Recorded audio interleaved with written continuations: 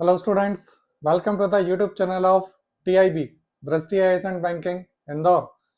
As you know that we are running sociology classes for MPPSC mains both in English and Hindi medium through this platform. And if you are new one on this platform और यदि आप ये चाहते हैं कि जो previous videos हैं sociology के इंग्लिश और हिंदी दोनों मीडियम में, then go to the playlist, search sociology English और वहाँ पर आपको प्रीवियस वीडियोस सारे मिल जाएंगे। जितने भी लेक्चर्स हो चुके हैं इंग्लिश मीडियम और हिंदी मीडियम दोनों में सेपरेट वीडियोस वहाँ पर आपको मिल जाएंगे। आज we will start from the Indian concept of sociology. जो इंडियन कंसेप्ट है सोशलॉजी का, यहाँ से हम स्टार्ट कर रहे हैं। और the first chapter that is joint family. Actually ये सोशलॉजी का बेसिक कंसेप्ट्स ऑफ सोशलॉजी वाला सेक्शन है, यानी यूनिट नंबर 1 है सोशलॉजी जो पूरा पेपर है। इस यूनिट नंबर 1 में हम कई सारे लेक्चर्स कंप्लीट कर चुके हैं, जो आपको जैसा मैंने बताया कि you will get all the lectures through the playlist। तो इंडियन कंसेप्ट ऑफ सोशलॉजी यहाँ से हम स्टार्ट कर रहे हैं। You can see Indian concept है ना, Indian concept of society, not sociology. It means there is something another concept, कोई ना कोई दूसरा कंसेप्ट जरूर है। क्या है वो concept? That is western concept of sociology or the western concept of the society. And what is a western concept? It means concept given by western sociologist. For example के कार्ल मार्क्स, उन्होंने भी society पर अपना concept दिया है।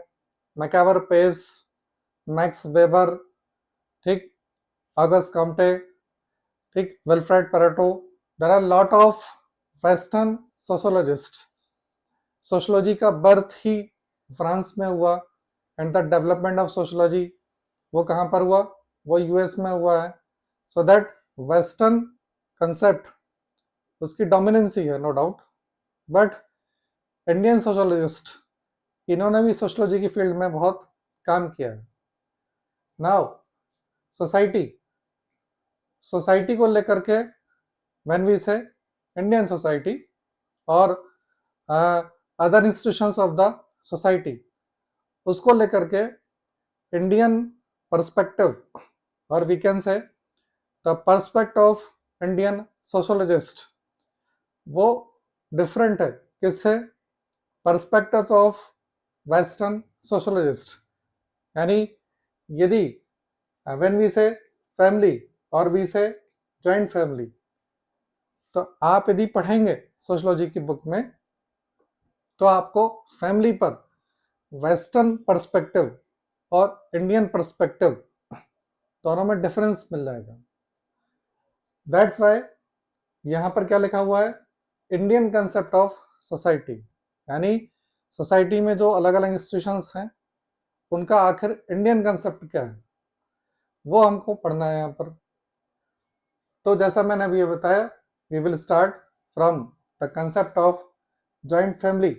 हमारा पहला topic ही यही है। कौन सा? Joint family. तो जॉइंट फैमिली, पहले हम जॉइंट फैमिली पढ़ेंगे, उसके बाद फैमिली पढ़ेंगे। और जॉइंट फैमिली से जो हम स्टार्ट कर रहे हैं उसके पहले आपको फैमिली स्ट्रक्चर के बारे में थोड़ा सा मैं बता देता हूँ, क्योंकि इसमें फैमिली भी लिखा हुआ है, जॉइंट फैमिली भी लिखा हुआ है। Both are different perspective. Family structure, it means when we say family structure, it means members of family के, जो फैमिली के जो मेंबर्स हैं उनका क्या स्ट्रक्चरल फॉर्म है, और एक्चुअली जो मेंबर्स हैं उनका सेटलमेंट हम कैसे करते हैं जनरेशन वाइज। ठीक, जनरेशन, अलग अलग जनरेशन के लोग फैमिली में होते हैं, ये आपको बहुत अच्छे से पता होगा। जब जनरेशन वाइज फैमिली को सेटल किया जाता है, जनरेशन वाइज हम फैमिली को जमा देते हैं, तब उसे क्या बोलते हैं, फैमिली स्ट्रक्चर के नाम से हम जानते हैं। ठीक, चलिए, as per the family structure the first classification that is nuclear family, पहली जो कैटेगरी आ जाती है वो क्या आ जाती है, न्यूक्लियर फैमिली। न्यूक्लियर फैमिली की डोमिनेंसी प्रेजेंट सोसाइटी में, मॉडर्न सोसाइटी में, और we can say in urban society, nuclear family की डोमिनेंसी बहुत ज़्यादा है। अब न्यूक्लियर फैमिली का स्ट्रक्चर क्या होता है? न्यूक्लियर फैमिली का स्ट्रक्चर ये होता है कि इसमें दो लोग होंगे, हस्बैंड वाइफ, ठीक, और इनके किड्स होते हैं, इनके बच्चे होते हैं, दो हो सकते हैं, एक हो सकता है, तीन हो सकते हैं। आइडियल कंडीशन में हम लेकर के चल रहे हैं, ठीक, कि दो बच्चे हैं, एक लड़का एक लड़की, कुछ भी हो सकते हैं, दो लड़कियां दो लड़के, व्हाटएवर, और बोथ आर बैचलर्स, है ना, दोनों की शादी नहीं हुई अभी। This is the structure of nuclear family. Husband wife हैं, ठीक, और उनके बच्चे हैं, बच्चों की अभी शादी नहीं हुई है, ठीक है, बैचलर्स हैं वो। तो this is the concept of nuclear family. इसमें कितने जनरेशन है? It consist to generation. The first generation ये होगी और एक जनरेशन ये है, तो यहाँ दो जनरेशन के लोग हैं, ठीक है। नेक्स्ट वन जो हम बात कर रहे थे, जॉइंट फैमिली की। जॉइंट फैमिली में क्या है, ये दो तो है ही, ठीक है, इसको हम एक्सटेंड कर दें। क्या एक्सटेंड कर दें? हमने बोला हस्बैंड वाइफ रह रहे हैं, अब इसके ऊपर जो ग्रैंडफादर, ग्रैंडमदर, ठीक है, ये भी रह रहे हैं, हस्बैंड वाइफ, इनके बच्चे ये हो गए। हो सकता है कि ये दो भाई हैं, तो यहाँ पे एक हस्बैंड वाइफ का पेयर और रह रहा है, ठीक है, यानी कि आपके चाचा वगैरह भी रह रहे हैं वहां पर, इनके बच्चे रह रहे हैं यहाँ पर, ठीक है ना, लड़का है और लड़की है, इनके भी सपोज दो बच्चे हैं, एक लड़का है एक लड़की है, और इस लड़के की शादी हो गई है तो इसकी वाइफ भी रह रही है, इसकी शादी हो गई है तो इसकी भी वाइफ रह रही है। ये this is the structure of joint family. तो joint family consist at least 3 generation, तो 3 जनरेशन, कम से कम 3 जनरेशन, उससे भी ज़्यादा हो सकती है। हो सकता है कि ये जो हैं दोनों, इनके भी बच्चे हो जाएं, तो they will become the part of that joint family. तो एटलीस्ट 3 जनरेशन ये जॉइंट फैमिली कंसिस्ट करती है। और इंडिया में बेसिकली यदि हम बहुत शुरू से बात करें तो जॉइंट फैमिली को ही फैमिली माना जाता था, ठीक है, आज तो रूरल एरिया में ही बची है जॉइंट फैमिली। तो this is the structure of joint family. Third one, extended family, ठीक है, एक और स्ट्रक्चर होता है एक्सटेंडेड फैमिली का। हालांकि जब हम फैमिली टॉपिक पढ़ेंगे तो उसमें पढ़ेंगे एक्सटेंडेड फैमिली से मतलब क्या है, ये जो जॉइंट फैमिली है इसको थोड़ा सा और एक्सटेंड कर दें और उसमें कुछ लोग ऐसे आ जाएं जो इनके जनरेशन के नहीं है, वो दूसरी फैमिली के हैं लेकिन इनके रिलेटिव्स हैं। जैसे हो सकता है कि ये जो वाइफ, इसका भाई आ जाए यहाँ पर रहने के लिए, यानी इन बच्चों के मामा यहाँ पर रहने के लिए आ जाए, तो एक्सटेंडेड फैमिली हो जाएगी वो। या कोई भी दूसरा रिलेटिव, कोई भी रुझान हो सकता है कि इनकी जो लड़की है जिसकी शादी हो गई लेकिन उसके बच्चे यहाँ पर रहने के लिए आ गए, ठीक है, तो that is the form of extended family. लेकिन हमारा जो टॉपिक है वो टॉपिक क्या है, जॉइंट फैमिली। तो जॉइंट फैमिली का जो स्ट्रक्चर है at least 3 generation, it consist at least 3 generation members, 3 generation के मेंबर कम से कम तो उसमें रहेंगे। चलिए, अब डेफिनेशंस की बात आती है। सोशियोलॉजी का एक बहुत इंपॉर्टेंट सेक्शन क्या है, that is definition. Definitions are important for 2 markers के दो जो 2 मार्कर आपका आता है उसके लिए डेफिनेशंस आर वेरी इंपॉर्टेंट। आपसे पूछ सकते हैं, यू मे बी आस्क्ड कि डिफाइन जॉइंट फैमिली। तो आपको यदि किसी सोशियोलॉजिस्ट की डेफिनेशन याद है तो आप उस पॉइंट ऑफ व्यू से लिख सकते हैं, नहीं तो you can write in your own words, आप अपने शब्दों में भी लिख सकते हैं। और यहाँ पे दिक्कत तब आ जाती है जब कभी आपसे पूछ लिया उन्होंने कि सोशियोलॉजिस्ट का नाम देकर के पूछ लिया कि भाई डिफाइन करिए इनकी डेफिनेशन या इनकी डेफिनेशन क्या है। फॉर एग्जांपल इरावती कर्वे, इरावती कर्वे मतलब फीमेल सोशियोलॉजिस्ट थी ये, और यदि आपसे ऐसा पूछ लिया कि इरावती कर्वे की डेफिनेशन क्या है जॉइंट फैमिली की, वो बताएं, तो अब आपको डेफिनेशन याद होनी चाहिए। तो कुछ डेफिनेशंस वी शुड लर्न कि हमको 3 से 4 सोशियोलॉजिस्ट ऐसे हैं जो अलग अलग आपके जो टॉपिक्स हैं, जैसे फैमिली, जॉइंट फैमिली, मैरिज, इसमें इरावती कर्वे का नाम बहुत टॉप पर आता है। तो इनकी डेफिनेशन आपको रट लेनी चाहिए।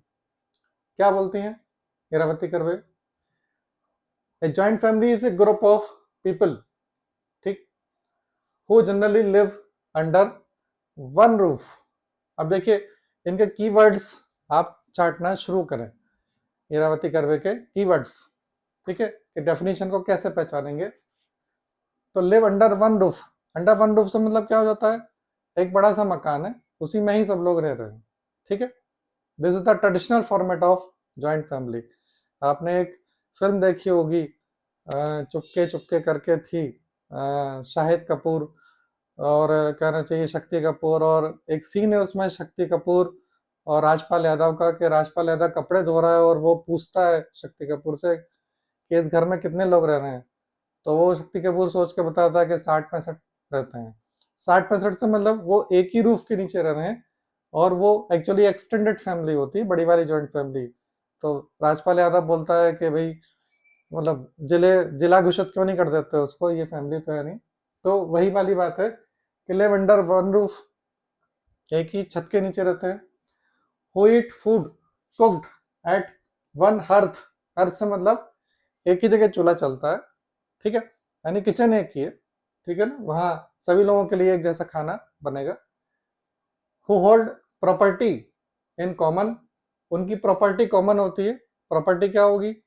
प्रॉपर्टी एक, पहली बात तो वो घर ही है, दूसरी बात उनका कोई खेत हो सकता है या कोई और जमीन हो सकती है, उनका कोई ट्रैक्टर हो सकता है, कोई गाड़ी हो सकती है, वटेवर, वो सभी की रहेगी, किसी एक पर्टिकुलर पर्सन के नाम पे नहीं रहने वाली है। तो जॉइंट प्रॉपर्टी है। And who participate in common worship, common worship से मतलब क्या होता है कि फॉर एग्जांपल कोई पूजा पाठ होता है, सपोज के शिवरात्रि का समय आया या सावन का समय चल रहा है या दीपावली, होली, रक्षाबंधन, जैसे रक्षाबंधन है तो रक्षाबंधन पे सारे लोग इकट्ठे हो जाते हैं, सब लोग एक साथ बैठ करके पूजा पाठ करते हैं। रक्षाबंधन बनेगा तो एक साथ बनेगा, इक्वल डिस्ट्रीब्यूशन के, भाई लोग बहनों को यदि 100 रुपये देंगे तो सभी लोग 100 रुपये देंगे, ठीक है। यदि 500 रुपये दे रहे हैं तो सभी 500 देंगे, मतलब यू कैन सी फ्लक्चुएशन, आप फ्लक्चुएशन इसमें नहीं मिलेगा कि कोई 100 दे रहा है 500 दे रहा है। मतलब जो जॉइंट फैमिली है, एक्चुअली सोशलिज्म कम्युनिज्म का जो एक कंसेप्ट होता है वो जॉइंट फैमिली पे एप्लीकेबल होता है। तो who participate in common worship and are related to each other as some particular type of kindred, यानी ये दोनों एक दूसरे से, जितने भी मेंबर्स हैं ये आपस में, किंडर्ड से मतलब होता है आपस में किन्स हैं ये लोग, कि चचेरा भाई है, चचेरी बहन है, ठीक है। इस तरीके से आपस में क्या होते हैं, आपस में रिलेशन इनका रहता है। तो देखिए कई सारी चीजें यहाँ पर आ गई, वन रूफ की आ गई, eat food cooked at one hearth यानी एक कॉमन किचन है, प्रॉपर्टी कॉमन है और कॉमन वर्शिप है और आपस में किन्स है। ये कौन बोलता है? इरावती कर्वे। आपको ये की पॉइंट्स याद रखना है और उसके बाद इनकी डेफिनेशन याद हो जाएगी आपको। According to Iravati Karve, in India family means joint family, ये बहुत इंपॉर्टेंट इनका स्टेटमेंट है इरावती कर्वे का कि इन India family means joint family. ये आपसे 2 मार्कर में पूछ सकते हैं, ठीक है, कि हु सेज और who described that in India family means joint family. Then ये आपको याद होना चाहिए कि वो इरावती कर्वे हैं। चलिए आगे बढ़ते हैं। नेक्स्ट डेफिनेशन आईपी देसाई, इन्होंने भी बहुत रिसर्च किया है फैमिली को लेकर के, ठीक है, और क्या बोल रहे हैं, we call that household a joint family which has greater generation depth than individual family. Individual family मतलब क्या, न्यूक्लियर फैमिली जिसमें हस्बैंड वाइफ और उनके बच्चे रहने हैं, तो उससे ज्यादा जनरेशन डेप्थ होती है। It means what, individual family और the nuclear family it consist 2 generations, ठीक है, मेंबर ऑफ 2 जनरेशंस। तो जॉइंट फैमिली क्या हो जाएगी, at least 3 generation family, and the members of which are related to one another by property, यानी इनके जो मेंबर्स हैं एक दूसरे से किससे लिंक है, property, and the type of property is common property.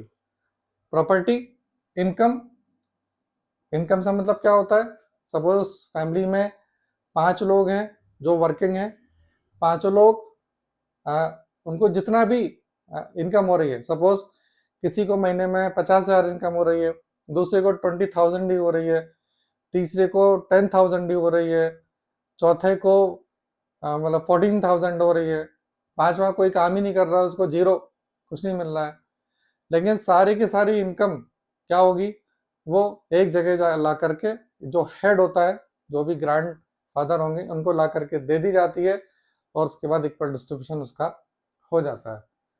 तो इनकम भी कैसी होती है, इंटर रिलेटेड होते हैं इनकम को लेकर के।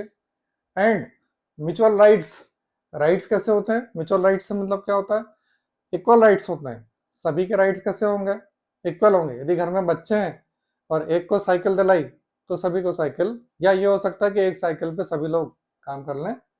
एंड ऑब्लिगेशंस, ऑब्लिगेशन से मतलब आपकी जो ड्यूटी है वो भी कैसी रहेगी, इक्वल। घर में यदि 3 बहुएं हैं और 3 बहुओं को काम कैसा दिया जाएगा, इक्वल। ऐसा नहीं है कि किसी को ज्यादा किसी को कम।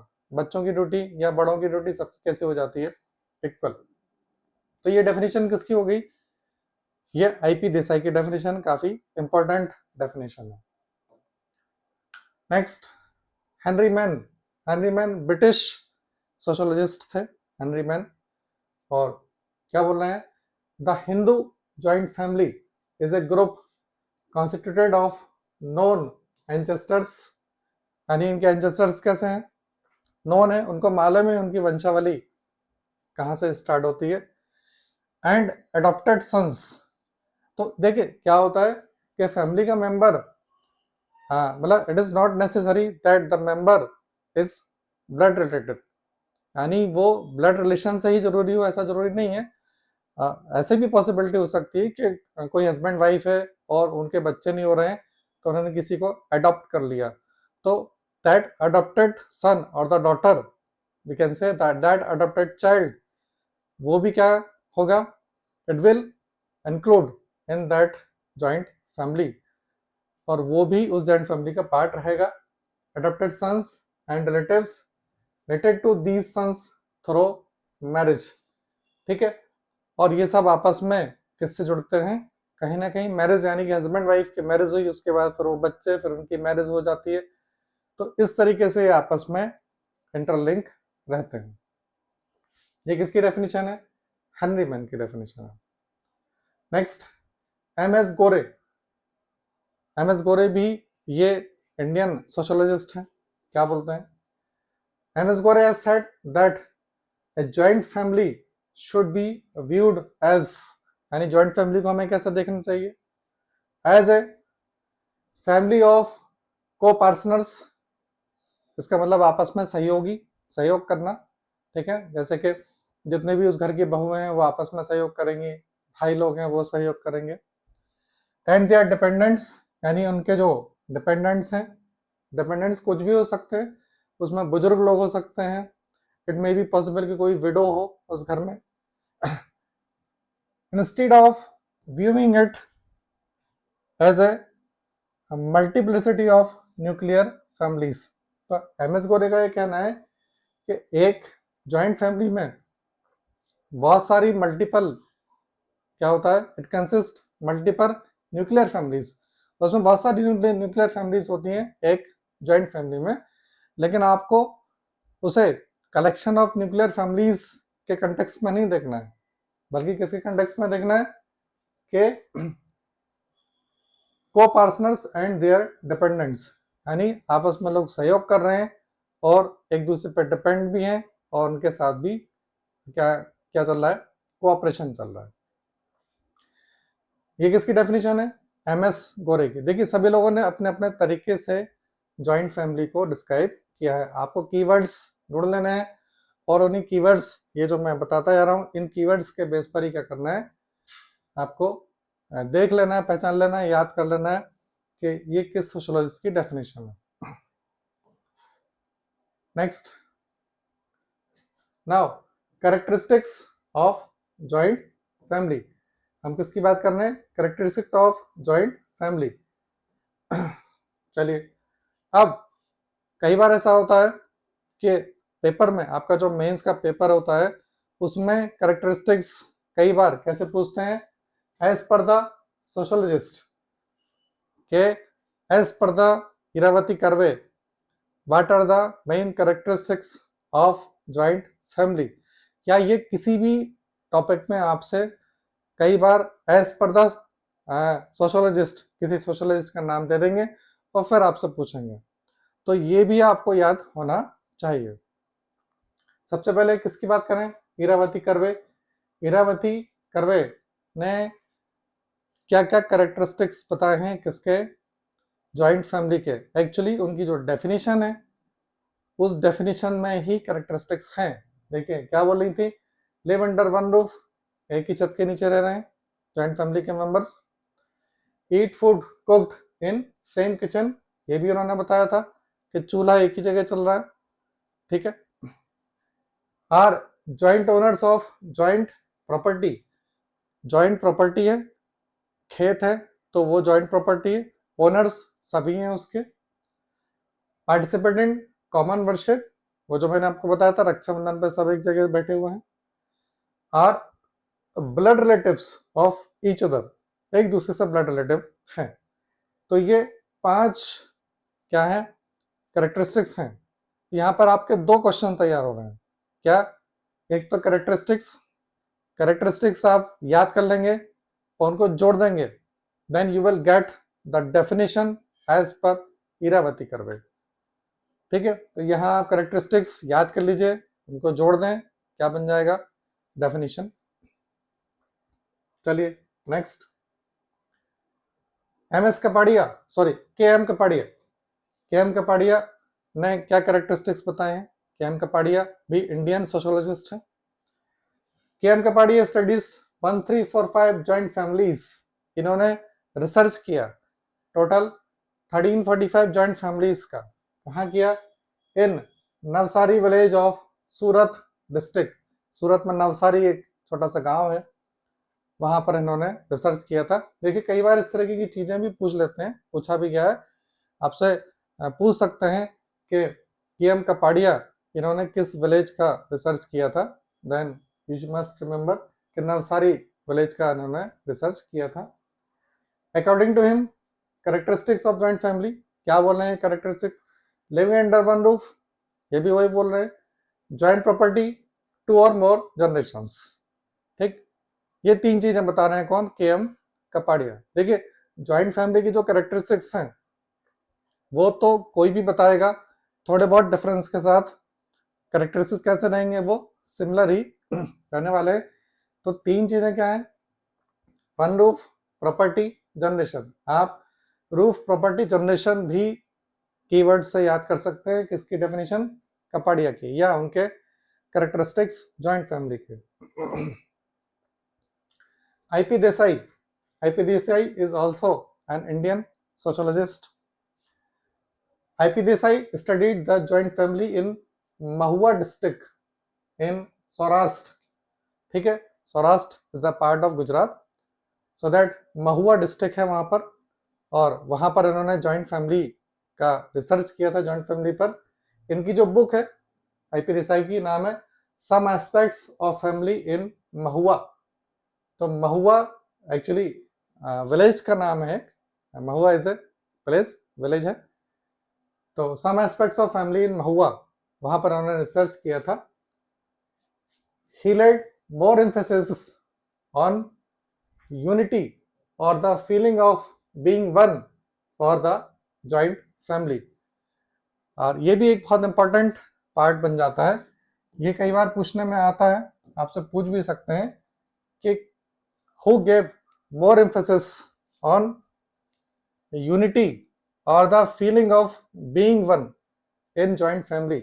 यानी जॉइंट फैमिली में जो फीलिंग होती है यूनिटी की और the feeling of being one, हम सब एक हैं, इसकी फैमिली पर कौन बहुत ज्यादा जोर देता है? तो उसका आंसर क्या है? आईपी देसाई। तो आईपी देसाई को आप इससे ही पहचानेंगे कि वो क्या करते हैं, they gave more emphasis on the unity aspect of joint family. According to him क्या है characteristics? Members of 3 or more generations of a nuclear family lives in joint family। बहुत कॉमन सी बात है, 3 से ज़्यादा जनरेशन की अलग अलग न्यूक्लियर फैमिलीज एक जॉइंट फैमिली में रहती हैं। These members are more connected by mutual rights and duties than by each other's property। यानी प्रॉपर्टी के कंपैरिजन में ये जो मेंबर्स हैं ये म्यूचुअल राइट्स और ड्यूटीज को लेकर के ज्यादा इंटरकनेक्टेड रहते हैं। It means what? IP Desai they do not give emphasis on property, और अभी आपको मैंने बताया बीइंग वन और यूनिटी, इस पर ये ज्यादा एम्फेसिस देते हैं। इसलिए क्या बोल रहे हैं? They are more connected by mutual rights and duties, so that mutual rights and duties, in other words we can say unity or the sense of being oneness। तो आईपी देसाई को आपको इसी से ही याद रखना है। General characteristics of joint family, अभी जो हम पढ़ रहे थे वो क्या थे? As per the IP Desai, as per the Iravati Karve, as per the MS Gore. अब हम जनरल कैरेक्टरिस्टिक्स देख लेते हैं किसके? जॉइंट फैमिली के। यदि आपसे मेंस में ये पूछने में आ जाता है कि general characteristics, what are the characteristics of joint family, then you are free to write as per the sociologist, और यदि आप ऐसा लिख सकते हैं, ठीक है। यदि आप एज पर द, सपोज आपको शॉर्ट नोट में पूछने में आ गया, write the main characteristics of joint family, ठीक, और आप लिखते हैं as per the Iravati Karve the following are the main characteristics of joint family, और आप हेडिंग डाल करके, या हेडिंग भी नहीं डाल रहे हैं, एक एक लाइन में डिस्क्राइब कर देते हैं, then you will get more marks, आपको नंबर अच्छे मिल जाएंगे। क्या क्या है?